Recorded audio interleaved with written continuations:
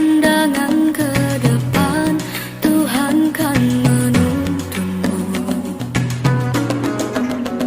Sadarilah masa berganti, tantangan kan kita hadapi, bergandeng tangan untuk negeri, era kita menanti berseri.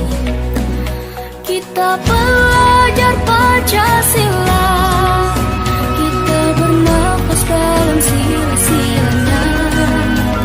Kita belajar Pancasila, ayo kita jaga untuk Indonesia. Bersatu dalam perbedaan, berpegang tangan dan berlari. Singkirkan egomu, oh kawan, demi negeri ini. Jadilah generasi emas, cerdas berkarakter itu kita. Berjuang dan harus berani, kita terus torehkan prestasi.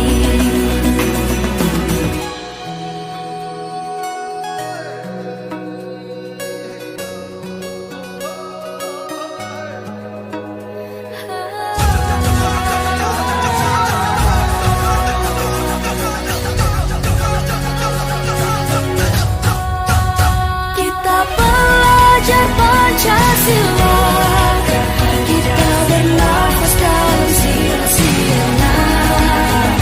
Kita belajar Pancasila, ayo kita jaga untuk Indonesia.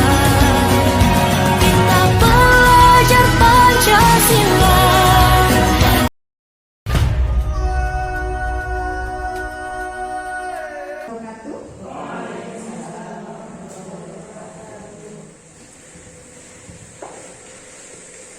Pertama, mari kita senantiasa mengucap puji syukur kehadirat Allah Subhanahu wa Ta'ala, yang mana pada pagi yang cerah ini kita dipertemukan dalam suasana yang berbahagia di lantai 2 ya, dalam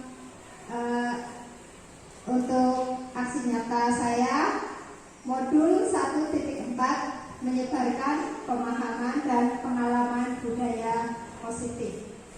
Salawat dan salam mari kita senantiasa curahkan kepada junjungan kita Nabi Agung Muhammad SAW, yang nanti di hari yaumul kiamat kita nantikan syafaatnya. Amin Allahumma amin. Untuk perkenalan semuanya sudah kenal ya, karena kita adalah teman sendiri ya. Untuk selanjutnya saya ucapkan selamat datang para guru hebat ya. Yang pertama dulu, apa sih pembelajaran dengan paradigma baru? Apalagi sekarang kita kurikulumnya adalah kurikulum merdeka, yang tentunya kita sebagai guru itu harus bisa memerdekakan murid dalam belajar. Apa sih maunya murid? Kita yang mengarahkan ya, kita itu menuntun, bukan kita sebagai guru menginginkan murid seperti keinginan kita, itu bukan, tapi kita yang membimbing dan menuntun murid untuk bisa mencapai apa yang dia inginkan atau cita-citakan. Jadi fungsi guru tentunya kita tahu ya, jadi di sini nantinya kita itu adalah sebagai fasilitator. Pembelajaran dengan paradigma baru dirancang berdasarkan prinsip pembelajaran yang berdiferensiasi, sehingga setiap murid belajar sesuai dengan kebutuhan dari tahap perkembangan menuju profil belajar Pancasila ya. Nah, sebetulnya apa sih tujuan dari murid itu? Ya, kalau kita telusuri, karena dia membutuhkan rasa kasih sayang, jadi ingin diperhatikan ya, seperti itu contoh kasus yang sering kita jumpai di kelas. Kemudian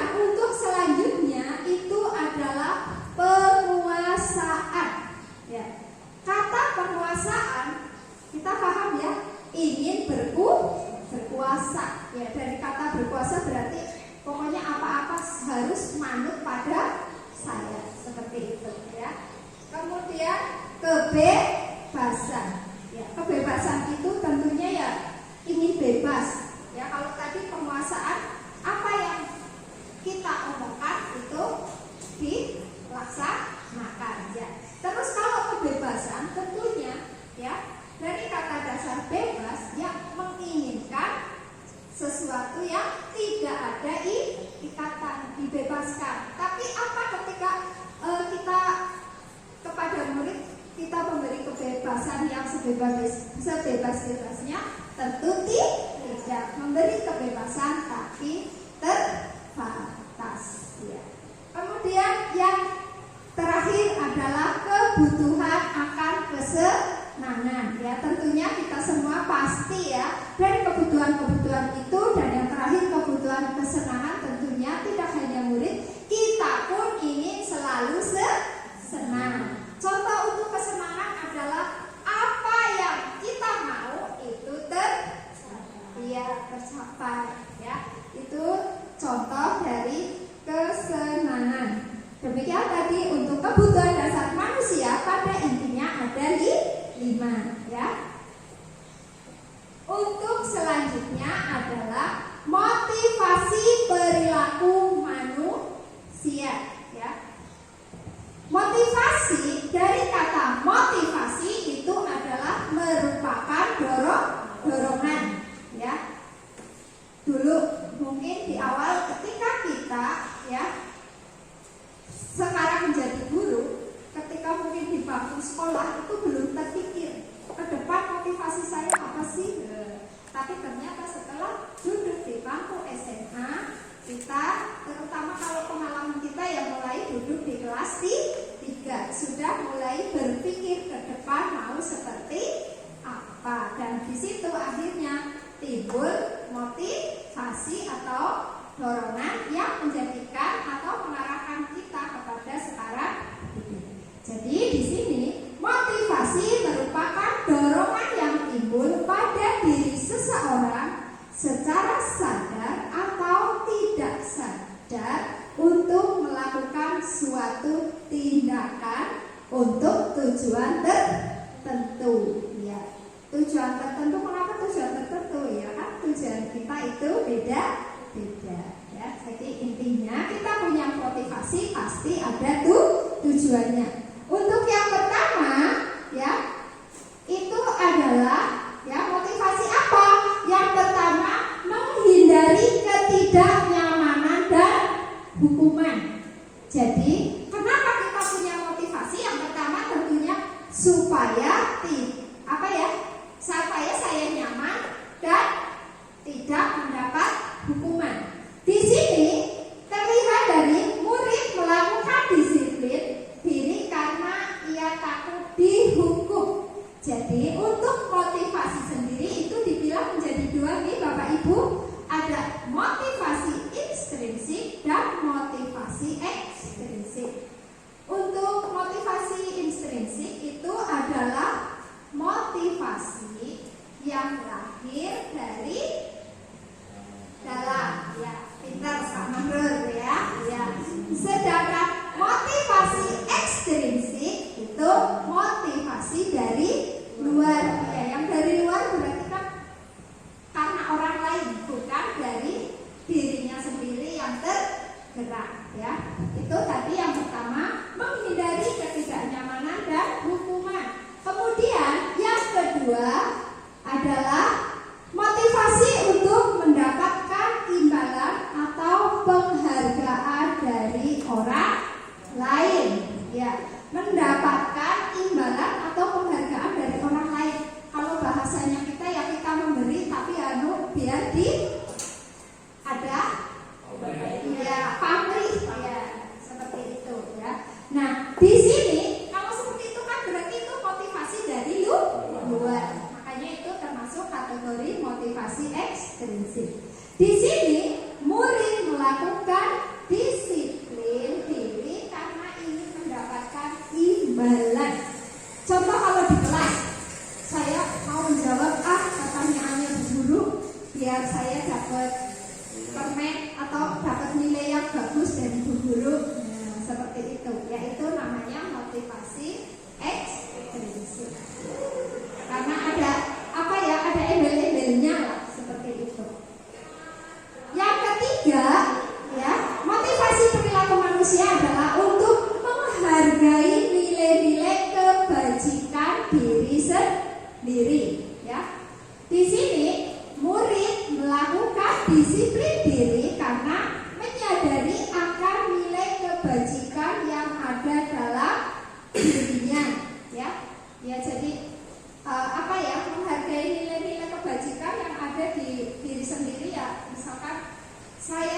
mau belajar, ya, biar saya pintar. Seperti itu adalah timbul dari dorongan sendiri. Ya, contohnya saja, misal kita mau melakukan sesuatu, kita ingin punya, mohon maaf, uang yang banyak, tapi kita tidak mau bekerja, ya otomatis dari mana kita akan mendapatkan uang tersebut, ya.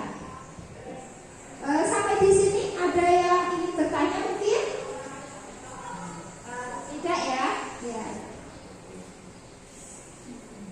Untuk selanjutnya, dari motivasi perilaku tadi, ya, disiplin, maka akan melahirkan konsep disiplin. Jadi apa yang disampaikan tadi ada alurnya, ya. Jadi dari motivasi perilaku manusia tadi itu akhirnya akan melahirkan konsep disiplin. Yang mana konsep disiplin itu ada dua. Konsep disiplin dengan identitas gagal dan konsep disiplin dengan identitas sukses. Berapa konsekuensi murid itu tidak ada kesempatan. Selanjutnya restitusi, ya. Restitusi, ya, nanti akan saya jelaskan lagi di slide berikutnya. Di sini untuk konsep disiplin dengan identitas sukses, dengan adanya restitusi itu apa? Siswa merasa bertanggung jawab atas perilakunya, ya. Jadi misal murid itu melakukan kesalahan kepada temannya, misal dengan cara menjambak atau apa, dia tahu dia salah. Terus keyakinan kelas apa yang sudah dilanggar, ya. Jadi kalau dia menjambak temannya, dia kan tahu salah, ya. Terus dia pun dengan restitusi bertanggung jawab dan mengerti apa yang harus ia lakukan atas perilakunya. Mungkin meminta maaf, tidak mengulangi lagi perbuatan tersebut. Selanjutnya, fokus dalam penyelesaian masalah, ya. Jadi dengan adanya restitusi nanti permasalahan seperti apa, ya, bisa fokus untuk penyelesaiannya. Dan nanti di slide-slide berikutnya saya beri contoh untuk penerapan restitusi yang sudah saya lakukan. Dan itu nanti Bapak Ibu, saya mohon setelah Bapak Ibu mendapat pemahaman tentang budaya positif ini, saya mohon kepada Bapak Ibu untuk bisa diterapkan, ya, di kelas masing-masing. Jika Bapak Ibu adalah wali kelas, dan jika tidak, ya ketika pembelajaran seperti itu, ya. Kemudian menghormati diri dan orang lain. Karena apa? Ya, dengan restitusi itu akhirnya dari disiplin yang melahirkan identitas sukses. Jadi di situ apa, ya Bapak Ibu, kita pasti sudah, mohon maaf, tidak menggunakan kata-kata yang akhirnya membuat sakit rekan sejawat, atau murid yang satu ke murid yang lainnya itu sudah paham mereka apa yang harus mereka lakukan ketika berkawan atau bergaul, tidak melahirkan kata-kata yang akhirnya menyinggung, yang melahirkan tidak menghormati diri dan orang lain, tapi mereka akan memperlakukan orang lain dengan baik, ya, tahu dalam istilah Jawa, ya, tahu tata krama, seperti itu, bisa menempatkan diri. Kemudian untuk selanjutnya adanya teori kontrol atau diri sebagai pengendali, ya. Jadi kita melakukan ini baik apa tidak, ya? Oh, kalau tidak, ya berarti tidak usah dilakukan. Jadi bisa mengontrol emosi, ya. Jadi mungkin yang ada di diri kita adalah energi positif yang harus diterapkan. Untuk selanjutnya adalah bersemangat memperbaiki kesalahan. Karena apa Bapak Ibu? Ketika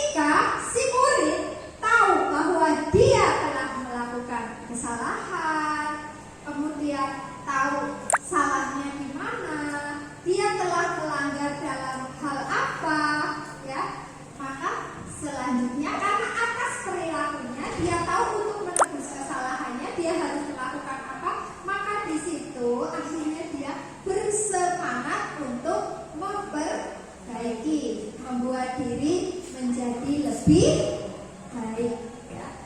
Selanjutnya, nah dari konsep disiplin tadi kita belajar tentang pendekatan restitusi ya. Apa itu pendekatan restitusi? Adalah sebuah cara menanamkan disiplin positif pada murid ya, menanamkan disiplin pada murid ya. Pengertian restitusi, apa itu pengertian restitusi? Restitusi adalah proses kolaboratif yang mengajarkan murid untuk mencari solusi untuk masalah mereka dan membantu murid berpikir tentang orang seperti apa yang mereka inginkan dan bagaimana mereka memperlakukan orang lain. Ini dikutip dari Chelsom Gossen tahun 1996 ya. Jadi mengajarkan murid untuk mencari solusi atas masalah mereka. Adapun ciri-ciri restitusi Bapak Ibu, yang pertama ya, itu bukan untuk menebus kesalahan, tetapi belajar memperbaiki kesalahan ya. Yang pertama ya, pahamlah tentunya Bapak Ibu, bukan menebus tapi memperbaiki. Kalau kata tebus, ditebus bayar lunas ya, tapi kalau memperbaiki kan sifatnya ya jangka panjang dan berkelanjutan sampai akhir hayat. Kemudian yang kedua adalah berupa tawaran, bukan pemaksaan. Ya, jadi kalau dalam segitiga restitusi murid ada masalah, tapi solusinya murid itu sendiri yang menemukan, bukan kita paksa. Ya, kalau murid salah kamu harus begini, enggak seperti itu ya. Kemudian yang ketiga, memperbaiki hubungan ya. Dalam arti ketika tahu salah, kemudian sudah minta maaf, terus ya si pembuat yang salah itu atau murid yang salah itu memperbaiki, kan akhirnya hubungannya menjadi baik. Selanjutnya adalah menuntut untuk melihat diri sendiri ya. Menuntut untuk melihat diri sendiri tentunya melihat ke dalam diri kita masing-masing, atau dengan istilah lain ya, bisa untuk introspeksi diri ya. Untuk selanjutnya adalah menemukan masalah yang mendasari tindakannya ya. Menemukan masalah yang mendasari tindakannya. Jadi apa ya, kalau kita melakukan sesuatu ya kita digali ya, tindakannya itu sebetulnya untuk apa atau bagaimana ya. Kemudian yang selanjutnya adalah karakter yang diutamakan. Jadi di sini dengan adanya restitusi itu adalah pembentukan karakter. Jadi buat apa kita datang tepat waktu, misalkan contoh ya, datang tepat waktu, mengumpulkan tugas pada bu guru juga tepat waktu sesuai deadline. Nah, kita simpulkan kita sarikan menjadi satu kalimat, kira-kira itu apa. Nah, kalau datang tidak terlambat atau datang tepat waktu, mengumpulkan tugas tepat waktu, berarti itu adalah menjaga kedisiplinan. Itu contohnya ya Bapak Ibu. Jadi nanti silakan diterapkan. Kemudian hasil yang telah ditempel, telah disaring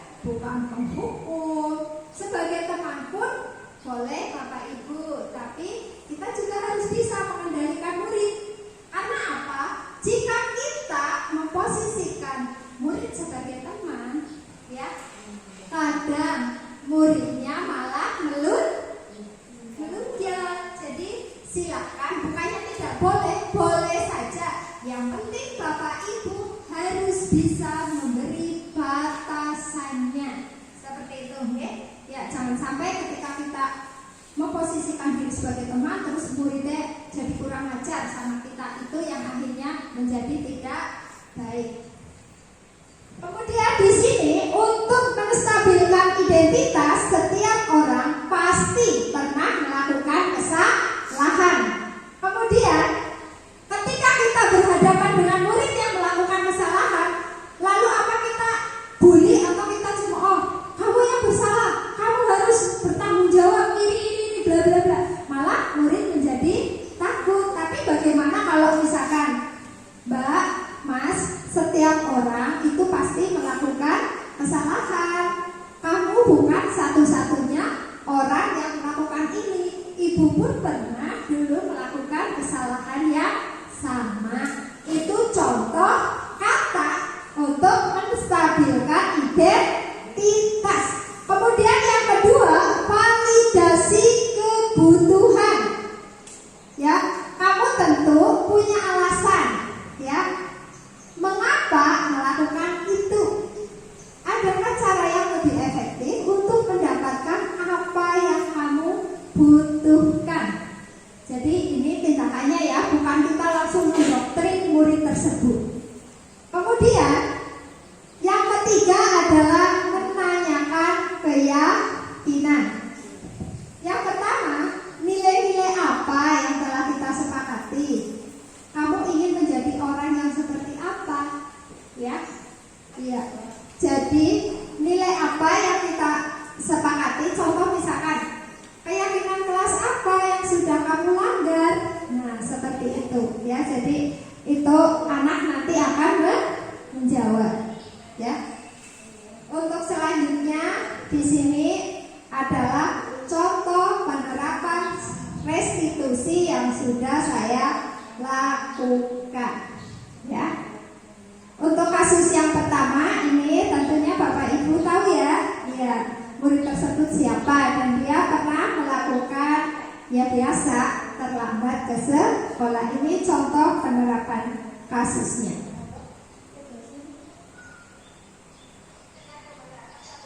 Mana kasus untuk menghadapi murid, ya, ada kasus murid yang terlambat, ya. Jadi di sini itu pertama saya itu adalah melakukan menstabilkan identitas. Jadi saya tanya kenapa dia itu terlambat, ya kan, terus menyampaikan tentunya alasannya, ya. Terus validasi tindakan seperti apa? Mas, kamu tahu kan kalau kamu terlambat? Iya Bu. Ya, itu sebuah kesalahan atau bukan? Iya Bu. Nah, dari kesalahan itu apa yang akan kamu lakukan? Seperti itu ya. Jadi ditanya, kemudian murid itu kita kasih apa ya? Ditanya penyelesaian dari masalahnya itu seperti apa? Kemudian yang terakhir, Mas tahu apa tidak bahwa itu sudah melanggar keyakinan kelas? Tahu Bu. Nah, keyakinan kelas apa yang sudah dilanggar? Nah, pasti anak tersebut itu pun paham, ya. Jadi seperti itu Bapak Ibu. Dan mohon maaf ya, ini malah tidak kurang keras suaranya ya, jadi tidak begitu jelas. Dilihat sampai selesai dan saya mohon nanti untuk bisa diterapkan di pembelajarannya Bapak Ibu, ya. Bahwa dalam penerapan program budaya positif hendaknya, ya, dalam penerapan program budaya positif hendaknya guru memiliki standar kepribadian profesional dan sosial yang baik, di mana guru harus mampu berefleksi pada kontrolnya saat ini, bagaimana perjalanan dirinya sebagai seorang amang belajar atau manajer untuk menuntun murid-muridnya, ya. Jadi setelah saya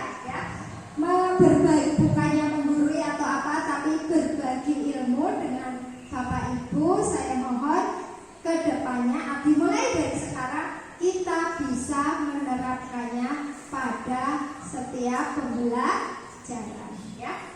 Demikian Bapak Ibu yang ya untuk pemaparan dari saya tentang budaya positif, dan terakhir dari saya adalah terima kasih, tergerak, bergerak, dan menggerakkan. Mohon tepuk tangannya Bapak Ibu.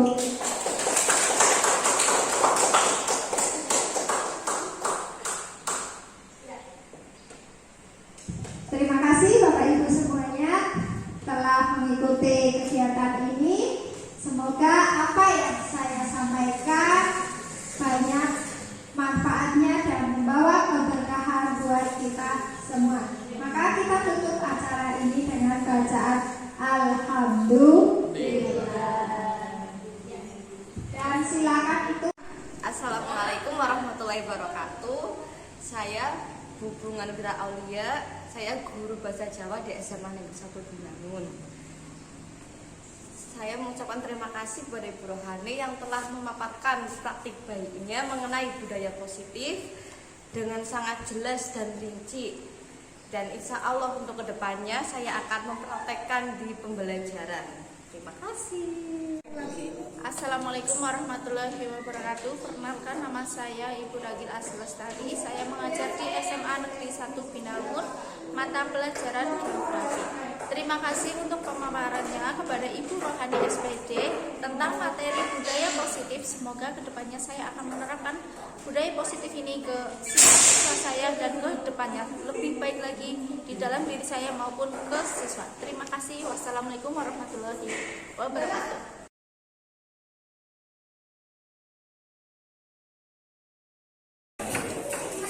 Hei, yang benar. Ya.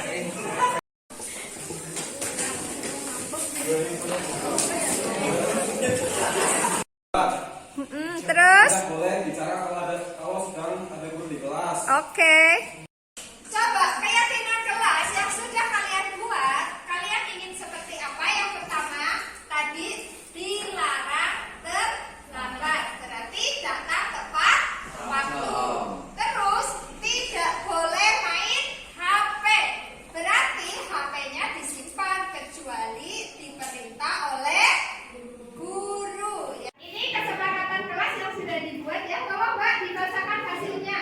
Yang dalam kelas kita buat adalah yang pertama, jagalah kedisiplinan, yang kedua, jagalah keamanan dan kebersihan, yang ketiga, saling menghormati dan menghargai, yang keempat, HP digunakan atas perintah guru, dan yang kelima, aktif dalam belajar. Demikian kesepakatan yang telah kita buat, mari kita kaki bersama.